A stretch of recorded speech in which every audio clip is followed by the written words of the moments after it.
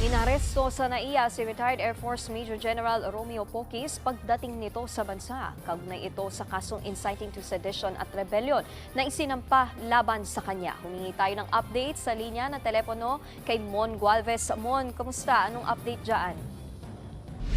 Nikki, nakaposas na lumabas mula sa NAIA Terminal 3 si retired Major General Romeo Poquis. Yan ay matapos nga siyang arestuhin ng mga tauhan ng Philippine National Police paglapag ng flight nito galing Bangkok, Thailand.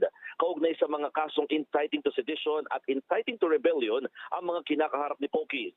Nag-ugat ito sa ginawang anti-corruption protest sa People Power Monument ng grupong United People's Initiative na pinamumunuan ng dating opisyal ng Philippine Air Force.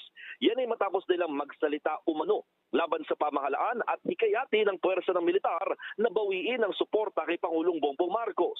Giit ng mga abogado ni Poquis na sina Attorney Ferdinand Topacio at Attorney Virgilio Garcia, tila napuntirya raw ang mga kritiko ng pamahalaan.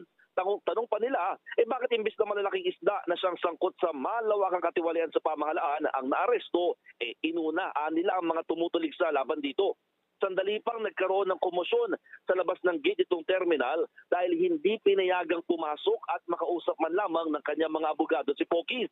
Agad ibinyahe ang retiradong general sa Camp Crame kung saan ipoproseso naman ang kanyang pagkulong. Pero paniniguro ng kanyang kampo, nakatakda rin silang magbayad ng piyansa para sa samantalang paglaya ni Poquis. Nikki, balik sa iyo.